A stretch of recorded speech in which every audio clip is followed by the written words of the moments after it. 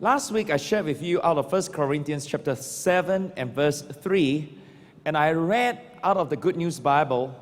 It says, a man should fulfill his duty as a husband, and a woman should fulfill her duty as a wife, and each should satisfy the other's needs.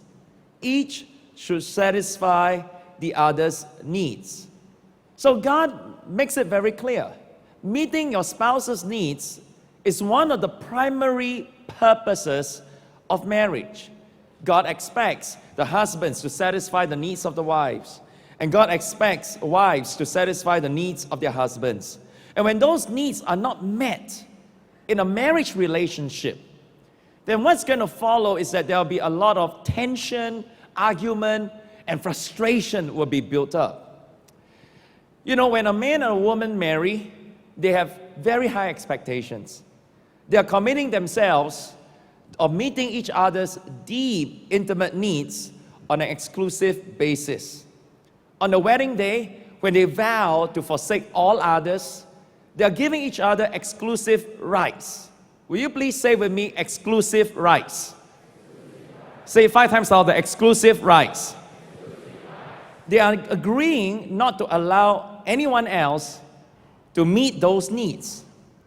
But what happens when needs in a husband or wife is not being met? I mean, what other alternatives do you have? Who else can you turn to? Especially if you are a Christian and you don't believe in divorce. I mean, what other moral alternatives do you have? Sooner or later, you're going to feel very stuck. You're going to feel imprisoned and trapped in the marriage. And that's when the married life on earth feels like a living hell. I pray that will never happen to us. And then last week we learned about what is the love bank. That every one of us, we each have a love bank. And different people that you interact with, they set up different accounts. So you could have A, B, C. The love banks works using love units. So every interaction that is enjoyable, you accumulate and deposit love units. When the interaction is unfriendly or is painful, you actually withdraw love units. So say for example, you have a friend who has deposited, say, 100 love units. Well, you like that person. You want to meet that person. You want to be with that person. If somebody has a love unit balance of maybe just 5 love units, and then you feel that, well, this person is okay. On some day he's up, some day he's down. On the average, he barely makes it. And if somebody has a negative, he's in the red or she's in the red. Say, for example, minus 200. Well, you can't stand this guy. You can't stand this girl. You do not want to be able to see or to meet them. You want them to be as far away from you as possible. So as life goes on, the accounts in my love bank would fluctuate. Those people with a sizable deposits, I really like being with them. Those people in the black, well, they are just mere acquaintances. And those people, they are negative. They have overdrawn in their account. They cause me more pain than pleasure. I don't feel good being with them. So last week we talked about the love bank and love units and how this thing works. Now, today I'm going to continue where we left off. And we talk about how every man and every woman each has 5 different needs. And those needs are totally different. Emotional, intimate needs. And you got to know how to meet them. I told you that for a woman, the number one, the greatest intimate emotional need is the need for affection. Everybody say out loud with me, say affection. Can you say 5 times louder, say affection? This is the first thing a woman cannot do without. And I talked to you about it. How you need to learn how to hug. How you need how to use expressive words. How you need to be like God. God doesn't just say, I love you. He says, I love you with an everlasting love. God doesn't say, you're okay. He says, no, you're the apple of my eyes. God is very expressive. And when you read all throughout the Bible, you find that all the heroes of faith, people like King Solomon, oh, I tell you, he's an absolute romantic.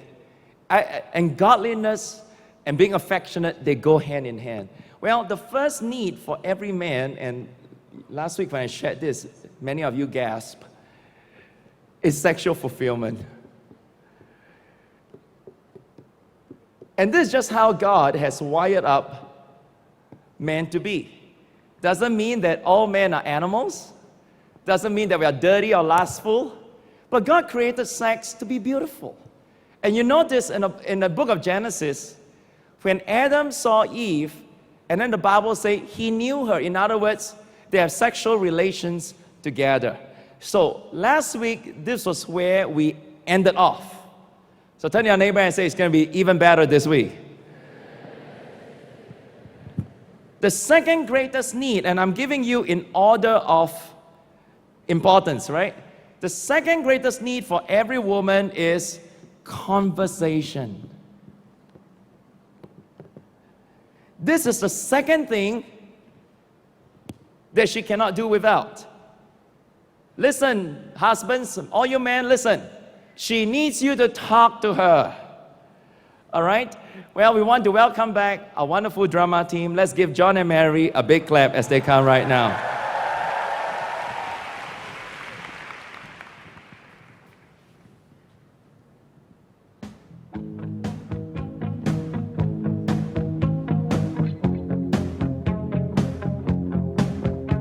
Yeah, I love the part when Kate Hudson's hair turned blue. Yes, and Anne Hathaway has to come out looking like an orange. I wish tonight will never end. Me too. I tell you what, I'll call you back when I get home. Good night. Good night.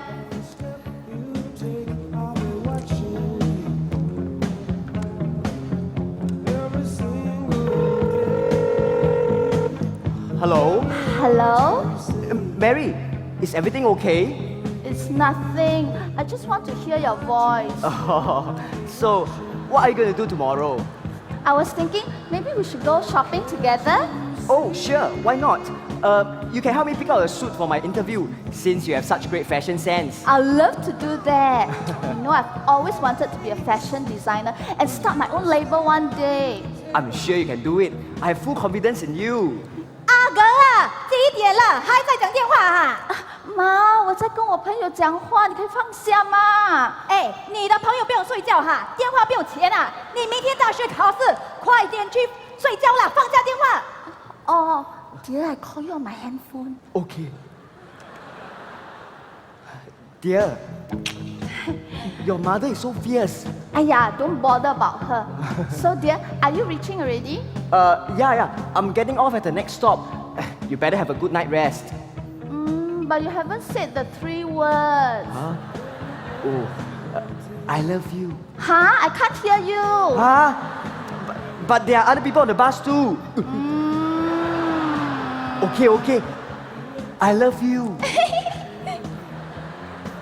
When John and Mary dated, it was just one long conversation. But after they got married, Mary found that conversations declining sharply, and John had less and less to say.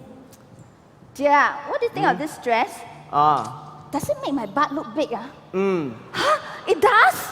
Hey, dear, your butt is blocking my TV. Can you please move over? Thanks.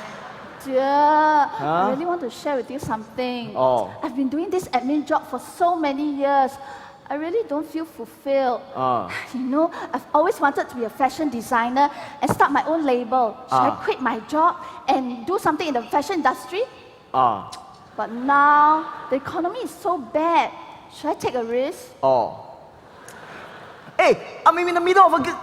Can you talk to me? Yes, I am. All you said was oh, eh. That's not called talking. That's called making noises.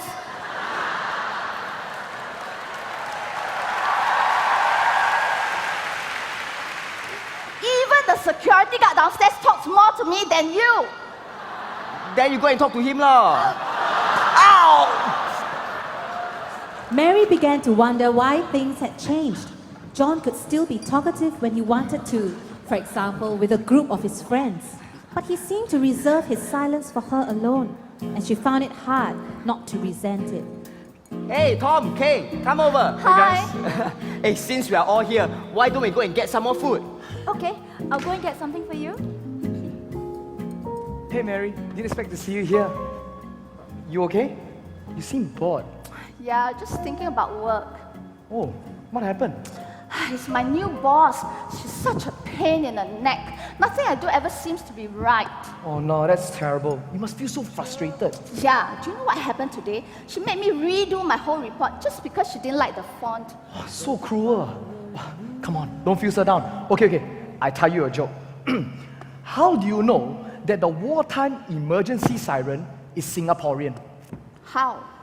Because it goes, oi, oi, oi, oi. That's funny. Thanks for cheering me up. I feel so much better. Anytime.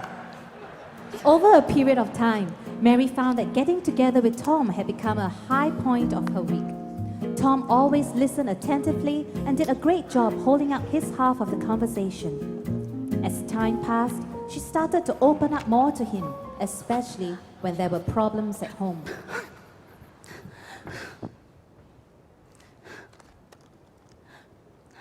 Hello? Hello, Mary? Tom, do you have some time? Yeah, sure. What is it? It's John. We just had a big fight. Oh no. I tell you what, why don't we meet up and let's talk about it? Okay.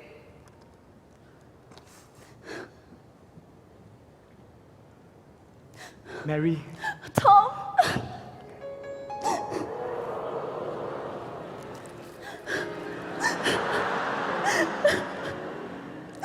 it's okay. Come, sit down.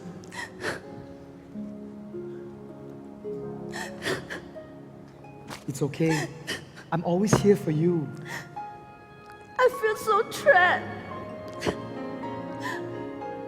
I want to be with you. Mary, I fell in love with you from the first time we met. Within a few weeks, Tom and Mary became deeply involved in an extramarital affair.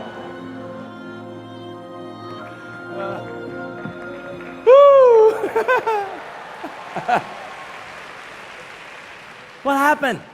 Mary has a need for conversation. Before marriage, John felt that need beautifully. I mean, she loves to talk. She has to talk. Please, that 3 little last words. You know, and John met that need. But after the wedding, John's attentiveness through conversation fell apart. And then Tom, the third person, moved in to fill that need. So wives like that began to think to themselves, what a shame. I can't have those kinds of conversation with my husband anymore. We had them once when we used to be in love, you know. Why not now? You see, friends, communication is the key to a successful marriage. To relate to one another, you got to talk to each other. One marriage expert claims 85% of all marriages break down due to poor communication. When there is no communication, there is no relationship. I mean, how are you going to build a friendship or a relationship when you don't communicate? According to one survey, couples talk with each other about 70 minutes per day during the first year of their marriage. And those minutes of sharing reduce 20% every subsequent year. So first year, 70 minutes, next year, 20% less, next year, 20% less, next year, 20% less, and it keeps decreasing. Until you come to the 8th year, you hardly even spend time talking. Unless you make a very special effort, the marriage is going to break down. Men and women have very different communication needs. It is said that the average man talks about 15,000 words a day. 15,000. While the average woman talks about 30,000 words a day. So by evening, when the man comes home, his daily quota is being used up. He's been meeting his clients, talking to his bosses, his subordinates. So all he's left is just 50 words, so he mumbled through the night. But the wife, first of all, she has a bigger storage. And then she has lesser opportunity, especially if she's a homemaker, a housewife. She has no one to talk to. Finally, the door opens. The husband is back. She's dying to have a long conversation with him. How many of you know by nature, we men have a lower need for conversation? Men rarely calls up another man to chit-chat. I love Pastor Tan, but I promise you, you'll never find Kong and Ping on the phone. How's your day? Never. We never talk about, how's our day, intimate things, our needs. No, if we talk, we only talk about practical things. How's the church? How's the office? We talk about cars. We talk about jokes. We talk about the stock market, politics. We don't tend to talk about ourselves, our feelings. This is just how we men are wired up to be. But when a man starts dating a woman, he wants to make a strong impression. And he's highly motivated. Motivated to do what? Find out what she likes, what she dislikes, what are some of her tastes. She wants to find out how she feels about things, hear her problems, know what is her interests, what makes her happy, what makes her sad. Why? He wants to learn how to be attractive to her. He's in pursuit of her. But when the whole objective of getting her is accomplished, job well done, mission is accomplished. Men tend to slip back to our original nature of being very quiet. But in the female psyche, you see, affection and conversation, they go together. The more you show it, the more affectionate you are, the more you talk. The more you talk, the more affectionate you are. They just go together. And when there's affection, and when there's conversation and communication, she feels bonded to that person. So marriage expert says, to satisfy this need in women, husbands, so all you men, listen up. I'm speaking to all the men right now. To satisfy this need, all men should spend 15 hours a week talking with the wife. 15 hours. Now, you think, now it's not a day, okay? It's not a day, it's a week. Some of you are in the state of shock. It's in a week. But let me tell you, it's not so easy. Because when you talk on the phone, you talk only about 1 minute, a few seconds. 15 hours. And this 15 hours should be in private, intimate conversation without friends, colleagues, church members, or your children around. It should be just one-on-one. Without that, the wife will lose her sense of intimacy that she needs. And remember what I said earlier on? The love bank is going to start decreasing. The love bank is going to fall. Now, communication is the key of life. Everybody say with me, communication is the key of life. 5 times louder, communication is the key of life. So conversation is vital in a relationship. Why? It helps couples to do 2 things. When you communicate, you're going to find out what exactly is the need of my wife. Secondly, you're going to find out, have I sufficiently met the need? So you need to converse in order to find out the needs and to what degree have you met the needs. I want you to consider for a moment my wife and I. So let's bring it to a real life example. Now, we all have our own interests. So let's say this is Kong's interest. And this is San's interest.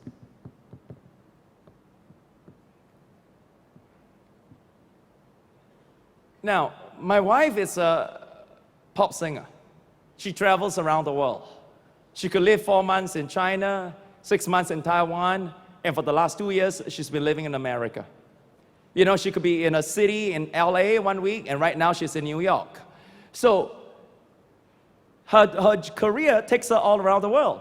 And besides that, she also does a lot of humanitarian work, and that also takes her all over the world. So she could move this way. Now, what about me? I'm a businessman. My job requires me to go to different parts of the world to buy my goods and my merchandise. And then I'm an international speaker and a pastor of this church, as well as 45 churches and 10 Bible schools in the region. So I can go different parts of the world. Now, can you see this? If we don't make any effort, Son's interest will take her one way, my interest will take me another way, and before you know it, we may be married in name, but we do not have any relationship. We begin to grow apart from one another if we are not careful. So to make our marriage work, we both must make a conscious effort to get more involved in each other's lives, especially in our circles of interest. So what we do, we got to find out what are those areas of mutual interest. So this is Kong, this is Son, and here's my man helping me from the back. And this is our mutual interest. We got to find out, and we got to make a very conscious effort so that instead of growing further apart, we come closer together. But how are you going to find that out? Unless you communicate. Am I meeting your need? What are your needs? What are your interests? So I developed an interest over the years in music. Because you know, I grew up, I work as a pastor. I don't listen to a lot of pop songs. I got to know, all right, who's Rihanna? I got to know Beyonce. I got to know who's Lady Gaga. I got to know who's Wyclef Jean. I began to develop an interest in the entertainment industry. I got to make a conscious effort to get into a circle of interest. And as did Son. She knew that church is very important to me. And what is she good at to help me? She's good at everything you see on the stage, the sound, the lighting, the dramas. Every drama for the last 20 years, including the last one we had during Christmas, Son was the mastermind behind it all. All the lightings that you have seen, all the sound system, she brought her team of experts to help me deal with this. She's strong in counseling, so behind the scenes, she helped me counsel cases that I find it too difficult or I don't have the time to handle. So we learn to serve each other in our respective circles of interest. And we got to find it. And you can't find it unless you start communicating. So you got to realize another thing. As much as women enjoy conversation, it is not just any conversation.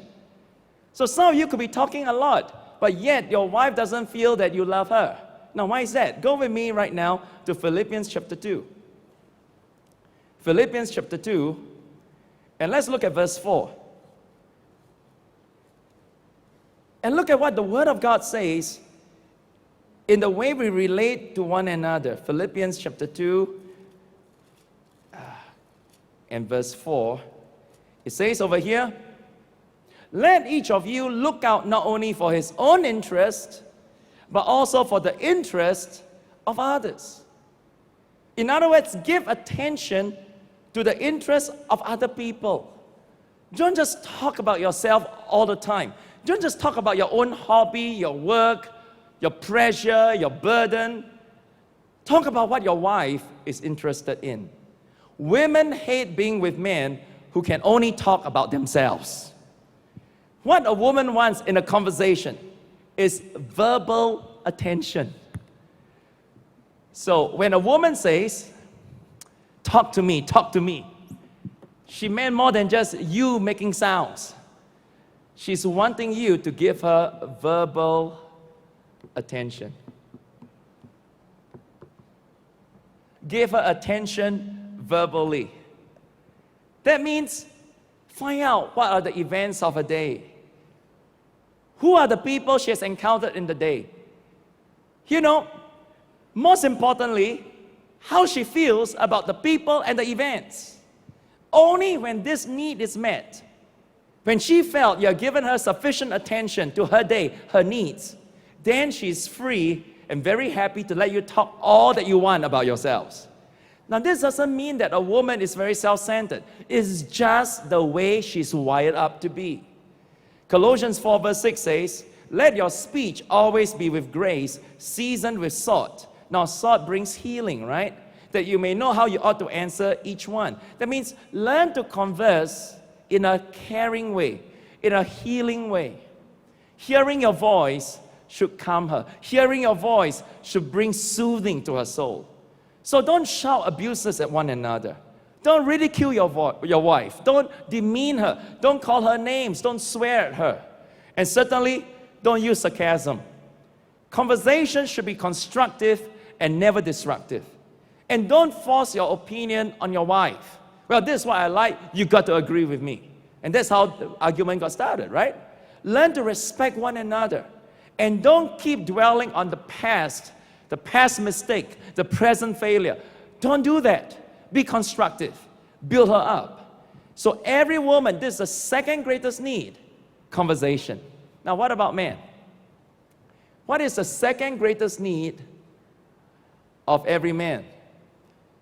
This may surprise you ladies, but it's recreational companionship.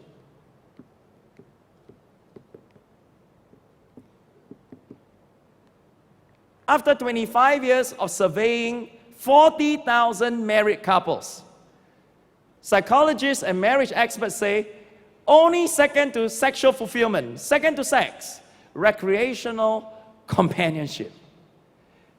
He needs you to be his playmate. He needs you to have fun with him. Now, this may surprise you, but the goal of marriage is to become the best friend with your spouse, right? But how can you be best friends? I'm not talking about best of friends. I'm talking about the best friend. How can you be one if you hardly spend time with him and doing fun things together? There won't be that real bonding. So let's look at this drama one more time as we welcome back John and Mary.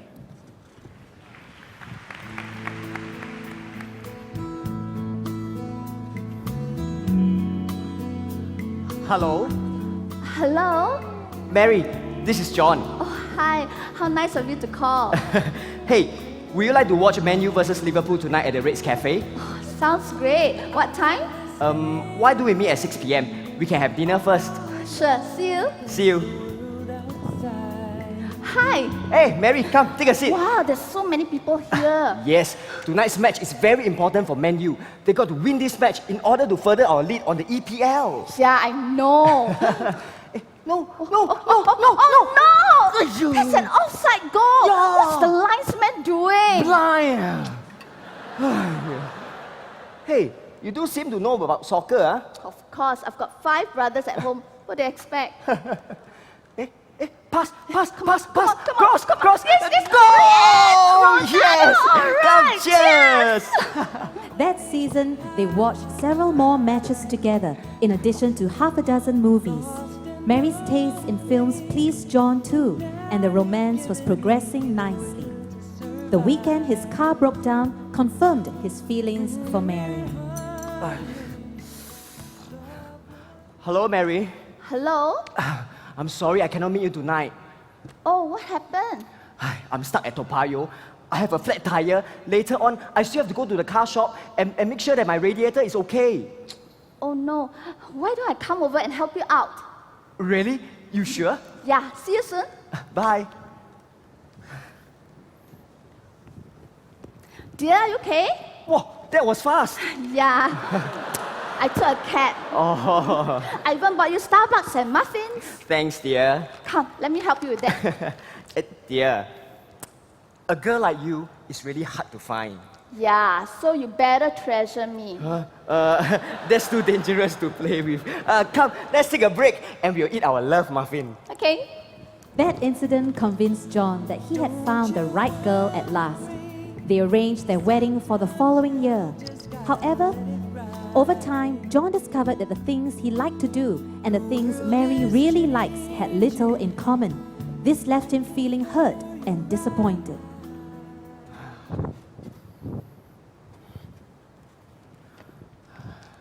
Hey, dear, where are you going? Oh, I'm watching a musical at Esplanade with the girls. But tonight is Man U versus Chelsea. I thought we could watch together. Dear, we had an agreement, remember? I could spend an evening each week with my friends, and so could you. Oh, I'll make my own arrangements then. Enjoy yourself. Hey, where's Mary? She's busy. Cheer up, come, have some beer. Hey mates, g'day! Oi. Check it out. This is my cousin Cindy, all the way from Canada. Hi, John.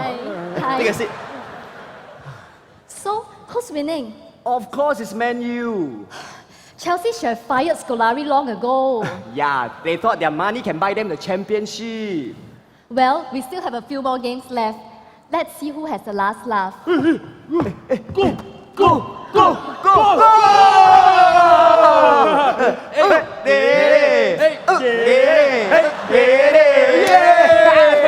to celebrate. Let's go. Come on, cheer up. Let me buy you a drink. Okay. Over time, John realized that he and Cindy shared the same interests in sports. They went rollerblading, hiking, parasailing, and even played soccer together.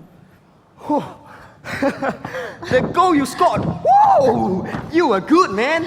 You're not too bad yourself. If not for your passes, I wouldn't have scored.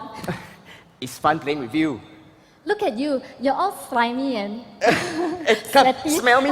That's disgusting. Stop it. Stop it.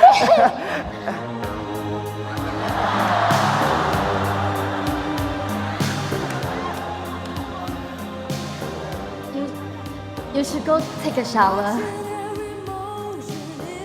Why don't you join me?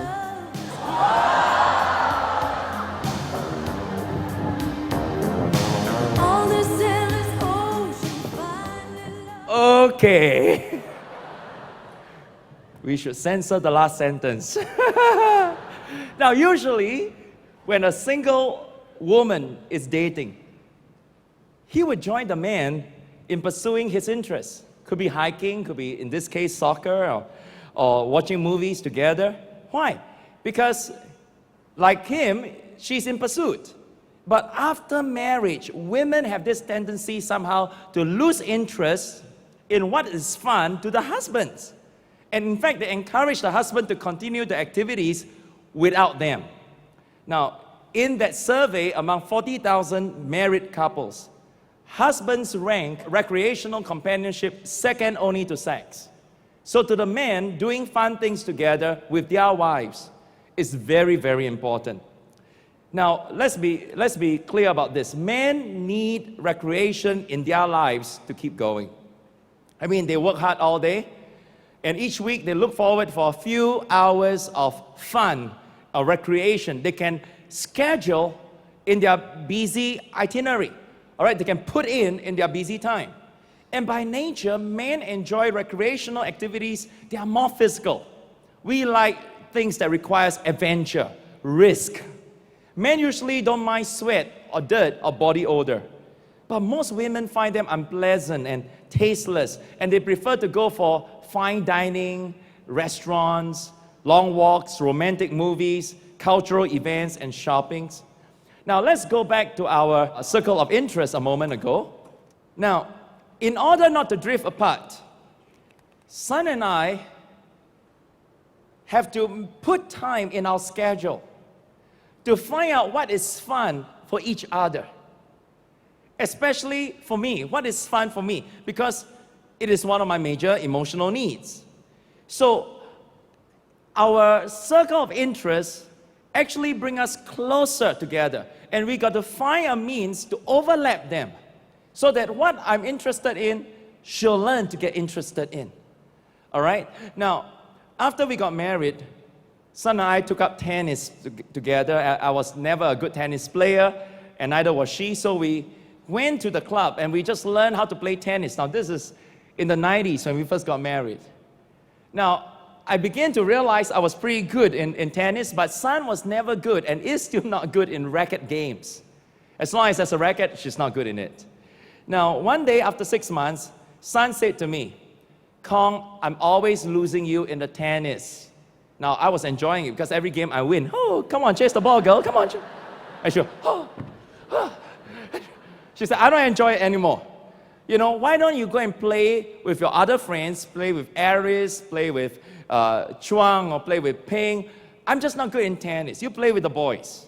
It suddenly dawned upon me that my wife was only accommodating me the last 6 months. It suddenly caused me to realize she didn't enjoy any game that has to do with a racket. And she did the right thing. She let me know about it. She communicated with me. So she told me it wasn't fun for her anymore. Now, from that point on, I make a decision. All our recreational activities will be non-competitive. So nobody wins, nobody loses, all right? Nobody loses. So we switch to gym workouts. So we go to the gym, we hit the gym, we run the treadmill. She ran at her own pace, I ran at my own pace. We started doing weights, we started doing stuff, and we expanded our interests by going for musical plays, concerts, dining out, traveling. For one season, we are really hot into scuba diving. You see, nobody wins and nobody loses, right? And we stayed together in recreation. And we ended up spending almost all our spare time in each other's company. By doing that, we are making steady deposits into our love banks. We are increasing our deposits every week, every time we do things together, by having fun together. Now, the outcome will be very different. If when son said, Kong, why don't you go and play with the boys? I said, fine, since you don't like tennis, all right, I gather all my guys. I gather Ping and Aris and Derek. Come, let's play tennis together.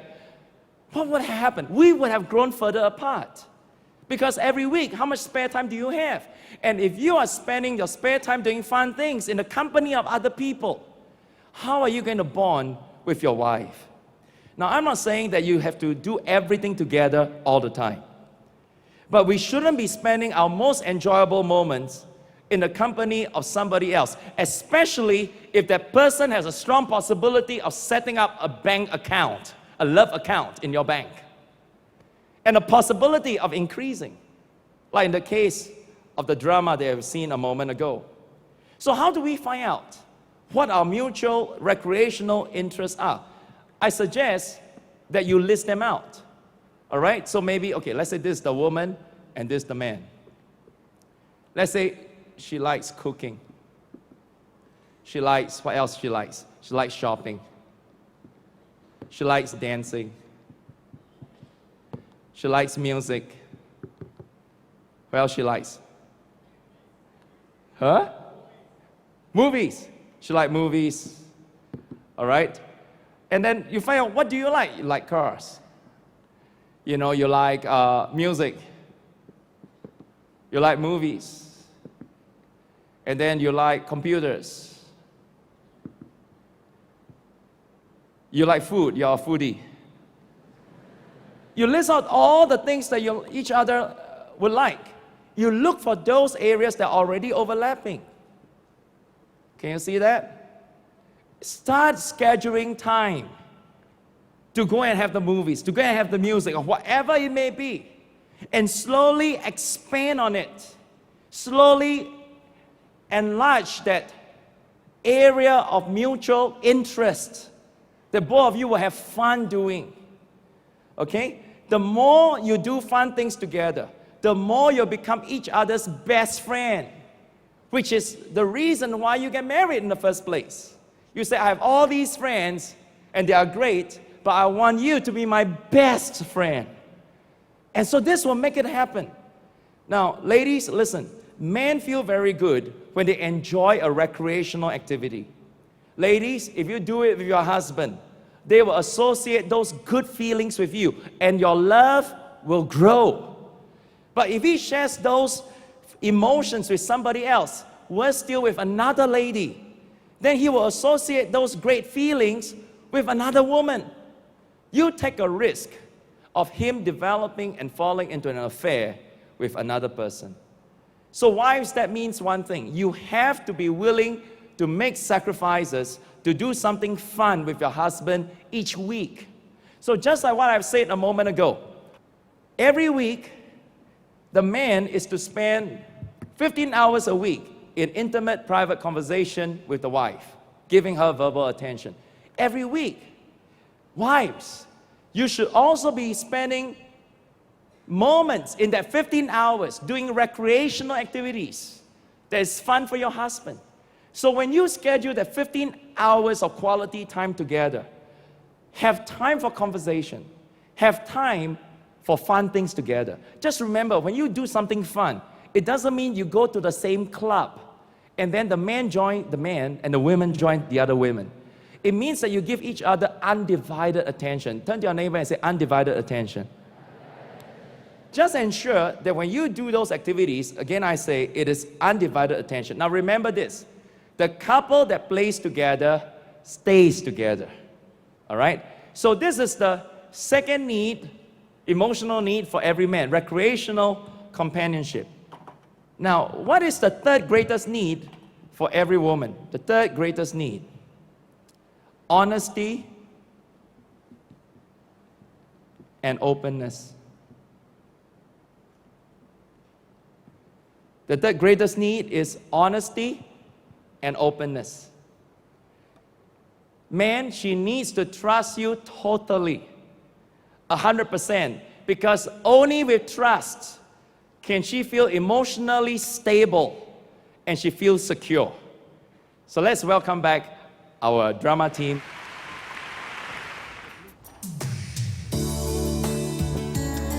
Dear, we've been going out for some time, but you haven't told me anything about your family. There's nothing much to talk about. It's the same as everyone else. So, what were you like when you're in school? I'm sure I'm not as popular as you were. You must be so cute when you're a boy. Do you have any childhood photos? I didn't take much pictures. Tomorrow's a public holiday. Do you have any plans? I'll call you and we'll see. Actually, John had several things he kept to himself, specifically other girlfriends he did not want Mary to know about. He told her about non-existent projects at work, when in actual fact, he was dating other women.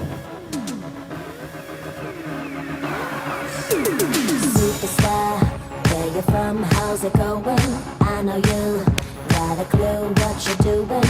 You can play brand new to all the other chicks out here, but I know what you are, babe. Dear, Hey! my sister saw you yesterday at Paragon with another girl. Is it true? Dear, I was at work the whole day. She must have seen the wrong person. So you're not seeing someone behind my back? You must be imagining things. You know how much I love you. Don't you trust me? Yes, I do. But you don't tell me anything about yourself. What do you expect me to do? Can you give me some peace? Can't a guy have some privacy? John? Mary thought that John would open up after they got married, but this was not so. John was faithful, but for some reason, he did not want to share what he was doing or thinking. He did not keep an honest and open communication with his wife, and slowly, she started to feel insecure. Dear, I just did hair extensions. What do you think? Yeah, it looks fine. Oh, do you really like it? Or you prefer me with short hair? I can cut it, you know. No, not too bad. I've been finding it difficult to fit into my jeans. Do you think I put on weight? No, you look great. Okay, I'll cook some Maggi mee for supper then. Huh? John's words said one thing, but he meant another. He also started a habit of lying and keeping things from his wife. One time, they went on a holiday. Oh dear, I was shopping just now and I wanted to use this credit card, but the girl said it was maxed out. What happened?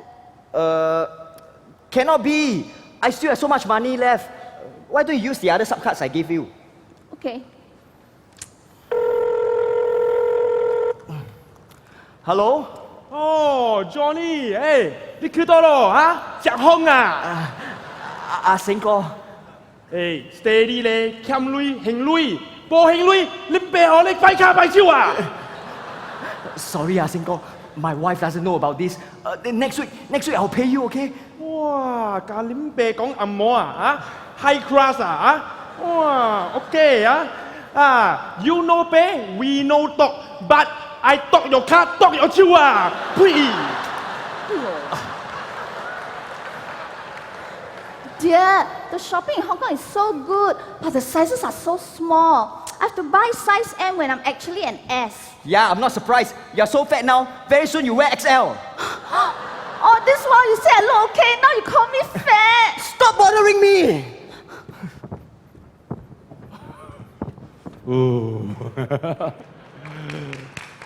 Come on, give them a big clap, yeah? Now, John can remain faithful, but if he doesn't want to share what he's really doing, or thinking, or feeling, then he's slowly going to empty most of his love bank account with his wife. And when his love bank account gets dangerously low, the wife will become a vulnerable target to another man who knows how to make her feel trusting and secure. So every wife, listen, now I'm speaking to all the husbands now. Man, every woman has a deep craving to know every detail of her husband's life. Every detail. And she wants to know all his thoughts, the innermost thoughts and the innermost feelings. And the fact is, she's married to you.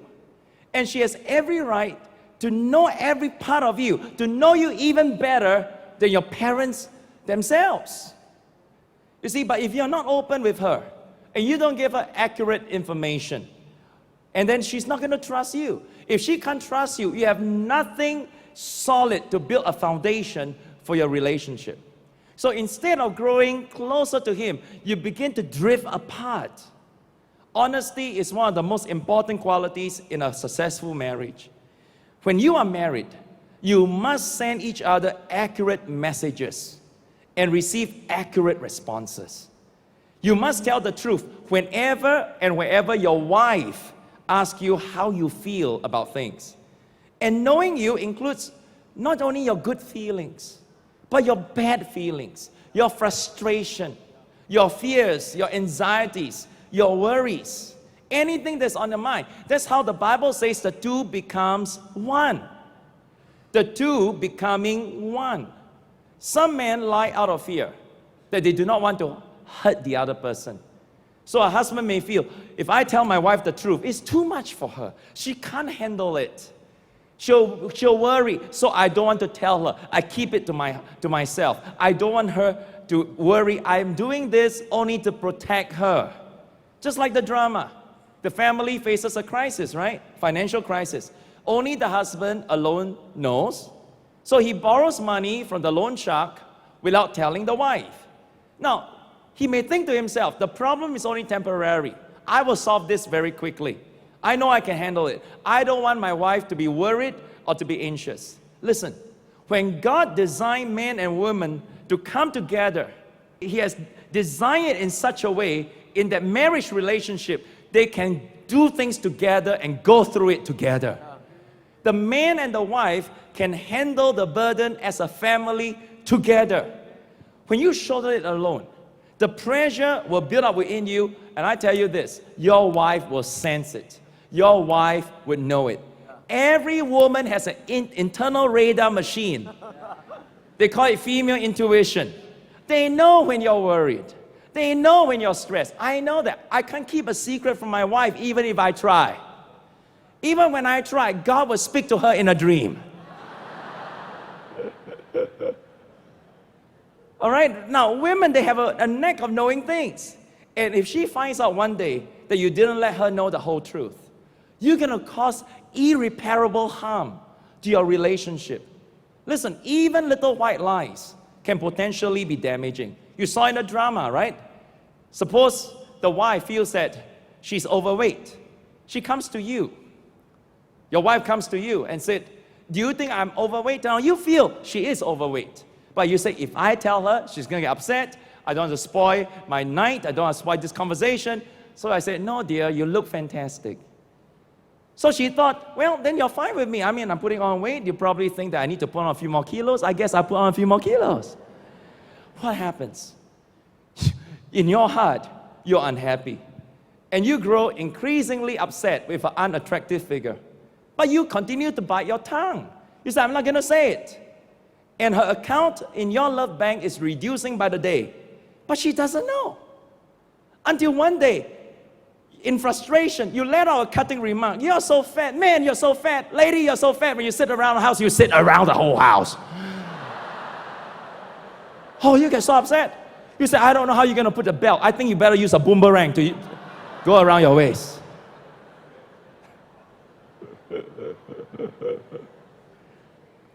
Listen, you're going to end up hurting her. Husbands, always tell your wife the truth. The whole truth and nothing but the truth. And all the women say, eh. And women are stronger than that. We got to give them credit. You may think your wife is not so strong. I tell you, she's much stronger. You know, and they can take it. When a husband tells his wife the whole truth, he builds up her emotional stability. And remember, honesty is the best marriage insurance policy. Every wife should blend her mind with his to such an extent she can complete his next sentence. She knows exactly what he's thinking. When you reach that level of trust, you know that you have a marriage that will last the distance. Not just a marriage that you endure, but a marriage that you enjoy. Come on, let's give the Lord a big clap. Hallelujah. Oh, you want to clap? Let's give the Lord a big clap. What about the man? What is the third biggest emotional need for every husband? Now, this may shock you. And again, I want to qualify this by telling this 25 years of research with 40,000 married couples. The third need for all husbands, the greatest need. Are you ready? I wrote that as the first one already.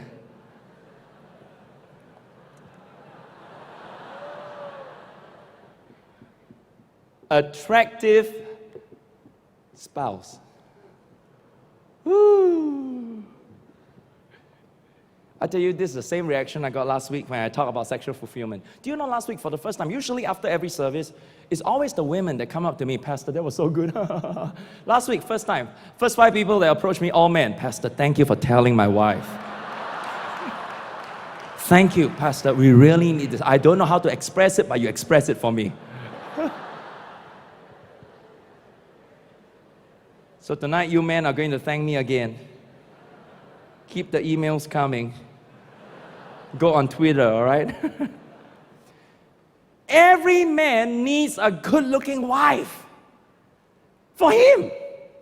You say, are you sure? I got a Bible verse to prove to you. Go with me right now to 1 Samuel chapter 16. I got a Bible verse. If you don't want to be attractive to for your husband, you're going to sin against God. Oh. 1 Samuel 16. All right? Look over here. You got your Bibles? Yeah? But now this is Samuel coming to Jesse's home, looking for the next king to anoint for Israel. So you know that this is the chapter where King David got anointed. But remember, Samuel was going through all the sons. Now look at verse 7. The Lord said to Samuel, so this is God speaking, all right? Everybody say it's God speaking. Yeah. Do not look at his appearance or the height of his stature, because I have refused him. For the Lord does not see as a man sees. For man looks at the outward appearance, but the Lord looks at the heart. Ladies, your husband is not God.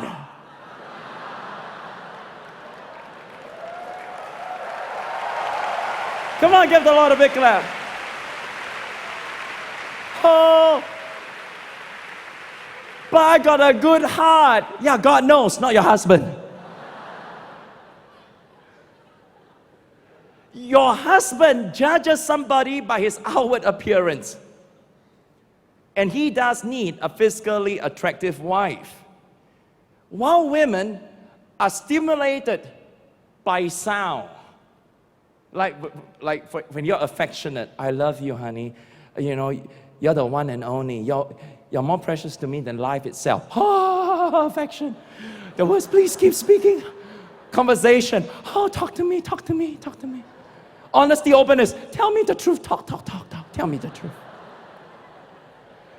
Every woman is stimulated by sound, but every man is stimulated by sight. That is why when a guy is driving and then there's a beautiful girl, he goes. Doesn't mean that he's lustful. It means that he appreciates beauty.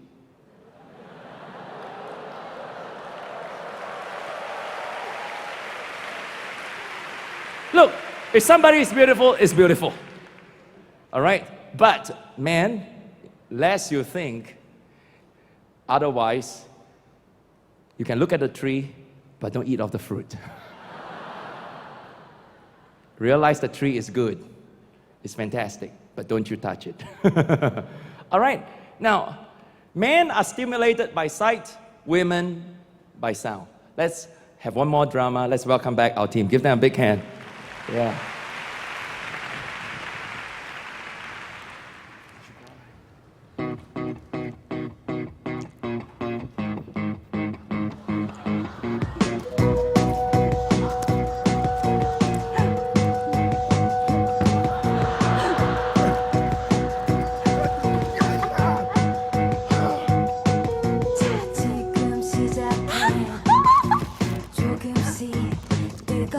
At 35 and weighing 90 kg, Mary seldom had dates.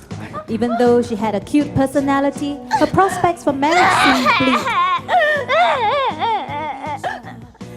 One day, she decided she had to make a change. She enrolled in an exercise program, went on a diet, and lost a lot of weight. She bought some new clothes that nicely accentuated her new slender figure. A new hairdo and beautiful makeup completed the transformation. Mary soon became a real knockout.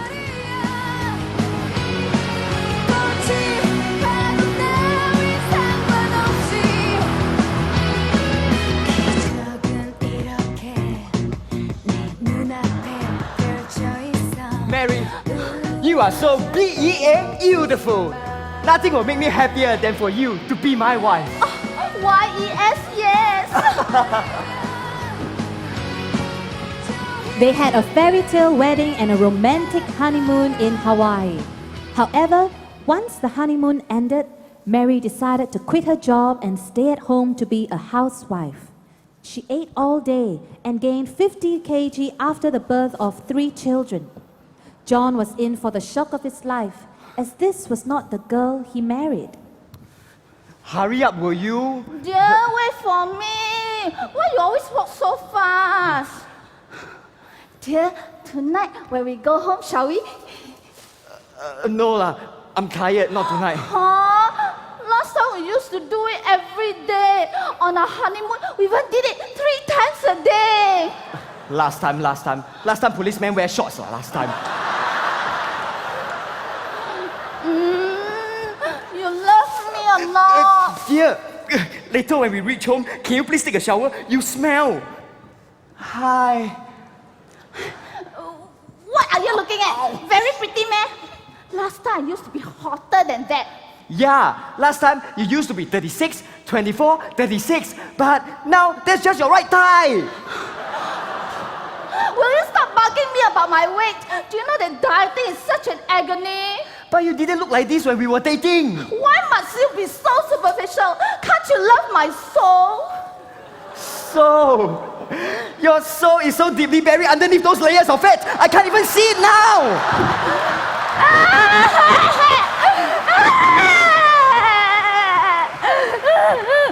Within 5 years, their marriage was on the rocks, and they decided to see a counselor. Nowadays, he doesn't bother to put on makeup. She doesn't dress up, and she has body odor.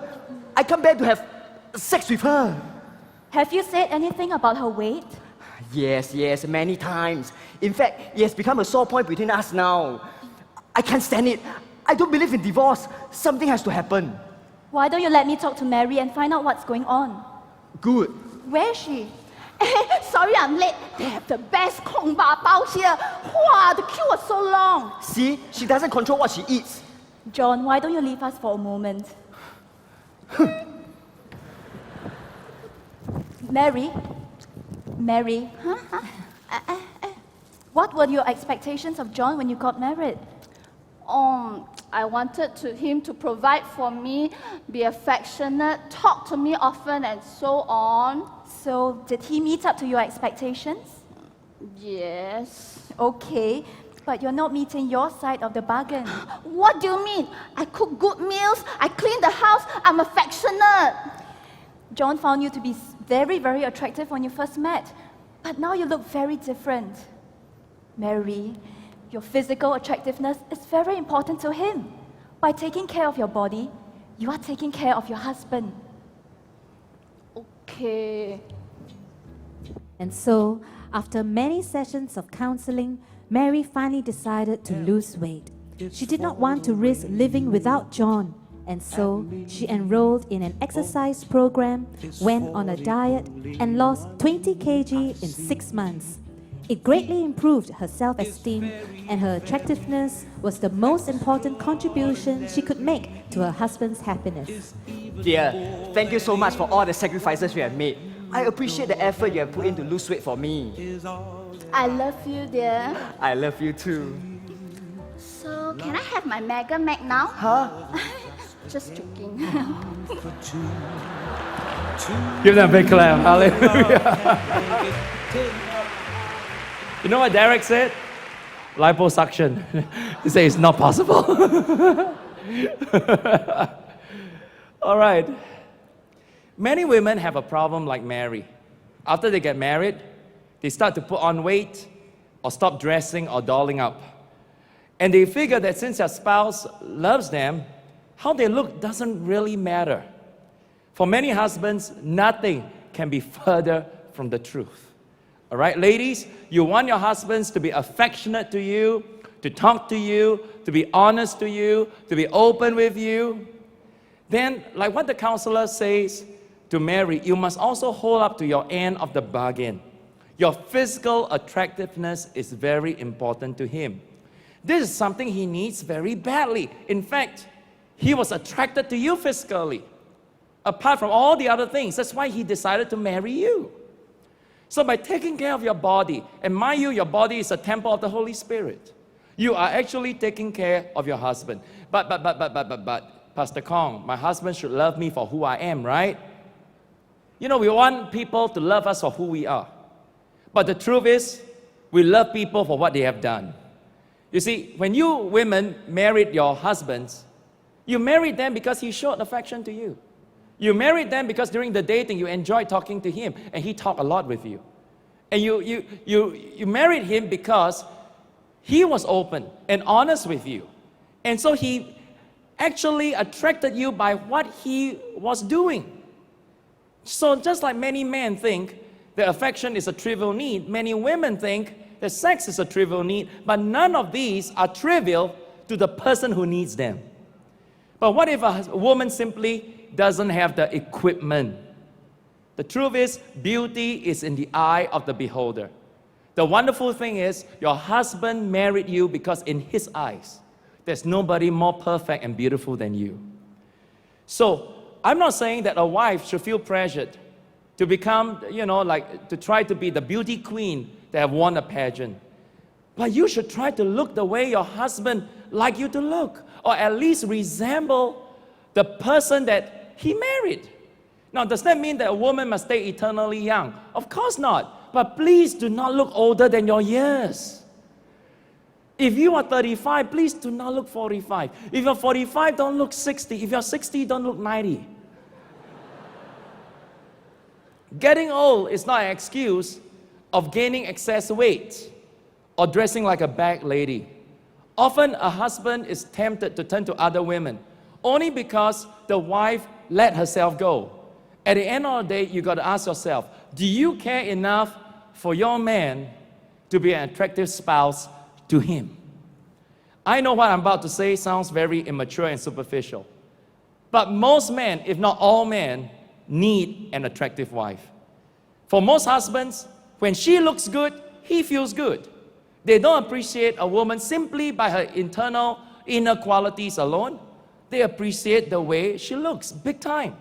This is a genuine emotional need. If this need is not met, frustration will build up. Now, do most women have the same need for attractiveness for their husbands? The answer is no. They do want their husband to look decent. But most women, after they have done all the surveys in 25 years, most women never even rank attractive spouse as their top 5 emotional needs. As long as the husband shows them affection, give them conversation, is honest and open to them, it doesn't matter if he's overweight, he's balding, he's sloppy in his dressing. To the woman, well, my husband is actually quite nice looking. You know, and does this make women more mature and men very shallow? No. We simply have different emotional needs. Wives, when you understand this, then you will want to put in extra effort in making yourself look good because you know this makes him happy. Again, I want to reiterate, the pressure is not to make you look the best in the whole church or in the whole country, but to make yourself look attractive to the man that you have married. Now, there are plenty of good books, videos, diet programs, and other products designed to help women to shape up, you know, to dress with style, to do your hair, to do your makeup properly. Now, in staying or becoming attractive, there are 5 major areas that all marriage experts would say is needful for a wife. 5 major areas. And I hope you can write this down if you're taking down notes, because this is important. All right, 5 major areas. Number 1, I'm going to write A, weight control. Weight control. Exercise, ladies. Watch your diet. Have a healthy lifestyle. It's good for your body, it's good for your health. Number 2, B, makeup. Learn how to use makeup and use it appropriately. Learn to use it to your advantage. Now, I want to say this because I know you guys are very radical, even our ladies. If Pastor say pray, you all pray every day. If I say put on makeup, you'll go all the way. Your husband wants you to learn how to use it properly. Your husband doesn't want to look at a clown. Now, cosmetics has been around for thousands of years, since the ancient Egyptian times. That ought to tell you something. Every husband appreciates his wife for dolling herself up for him. See your hairstyle. Again, I want to say, do not look older than your years. All right? Just because you look older does not mean you're glorifying God. Color your hair if you're graying prematurely. I need to color my hair. Because if I have not colored my hair since I'm 16 years old, I would have gotten all white. Because it's in my genes. So by coloring my hair, do I lose my anointing? Does it make me less spiritual? Does it mean I'm vain? No. Now, the sales speech for L'Oreal hair product is, you're worth it. Let me tell you, the City Harvest motto is not you're worth it. Your husband is worth it. Yeah, your husband is worth it. Do it for him. He has this need. Come on, give the Lord a big clap. Your husband doesn't want to come home. He married a babe. He doesn't want to come home to an auntie. He doesn't want to come home to somebody that resembles his mother. All right? Now, C is hairstyle. D, the clothes you wear. Now again, this is where I need to say this because I've seen so many Christians with a lot of religious ideas that are really wrong. You see, dress to be attractive to for your husband in the house and outside the house. Now, most women have no problem when they say, when I go outside the house, I doll up because I got to work. I got my boss, I got my client. At home, who cares? Who is there to look at me? The most important person. You got to be attractive not for your boss, unless you're having an affair with him. Not for anybody else, but for the one man that you got to attract. Your husband. He comes back home. You got your mud packed all over your face, your hair in rollers. You know, you wear this parachute that...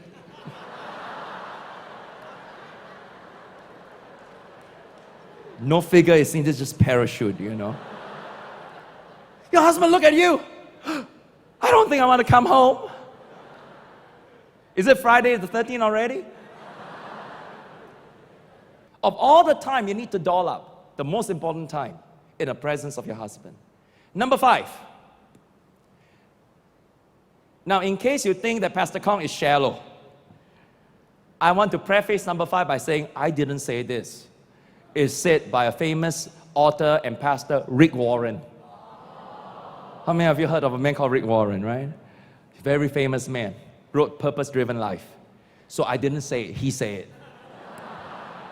Weight control, makeup, hairstyle, clothes. Rick Warren say, if you can afford it, consider cosmetic surgery. Aris is Aris is getting delirious right now. But be cautious here. Understand, I'm talking about obvious defect. Defect that distract people from your obvious attractiveness. You may be very attractive, but you have a certain defect on your face, in your body. Just because it's a plastic surgery or cosmetic surgery, it doesn't mean you're not spiritual. Oh, I don't want to be so vain. You know, I got to be grateful for the gift that God has given me. Listen, your body is a temple of the Holy Spirit. If the church building is damaged, do you repair it? Do you say, oh, this building is the house of God? I know that the aircon is not working. I know there are rats everywhere. I know that the paintwork is gone. Never mind, this is the house of God. Let's not be vain. Let's leave the house of God alone. No, you paint it with fresh coat of paint. Yeah? You know, if there's a broken area, you fix it. Yeah?